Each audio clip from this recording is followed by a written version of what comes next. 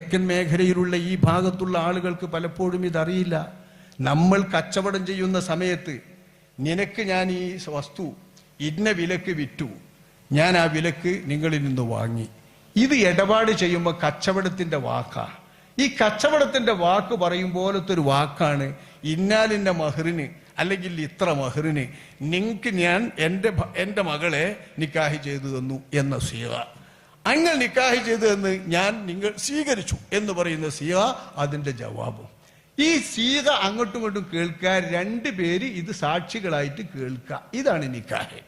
ഈ നിക്കാഹിന്റെ മുൻപുള്ള ആമുഖം മാത്രമാണ് അവിടുത്തെ ഖുതുബ.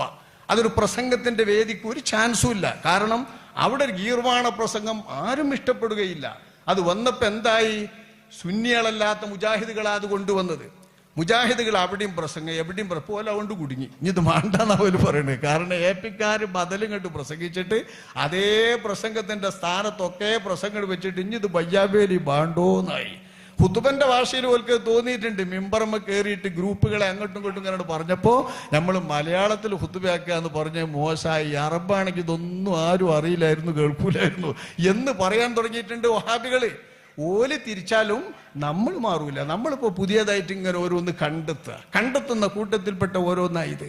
ഇതിന് വാസ്തവത്തിൽ ഈ ഒരു മൈക്ക് വെച്ചുകൊണ്ട് അങ്കഹത്തുക ബിന്ദി എന്നൊക്കെ പറഞ്ഞാല് ഈ മൈക്കിൽ ശബ്ദം ഇവന്റേതല്ല കേൾക്കുന്നത് എന്നാ ശാസ്ത്രീയമായിട്ട് ഈ യന്ത്രത്തെക്കുറിച്ച് അറിയാവുന്നവരൊക്കെ പറയുന്നത്.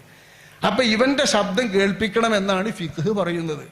നമ്മൾ ഇതുവരെ ഖുതുബന്റേത് മാതിരിയല്ല പൊതു. അതിലും അപ്പുറം വലിയൊരു അപകടമല്ലേ ഇത് വരിക. ഖുതുബയൊന്നുമില്ലെങ്കിൽ ലുഹുർക്കരിച്ചാമാർക്കുണ്ട്. ഇവിടെ ഇത് ശരിയല്ലെങ്കിൽ വലിയ ബുദ്ധിമുട്ടില്ലേ? നമ്മളൊന്ന് ചിന്തിച്ചു നോക്കണ്ടേ?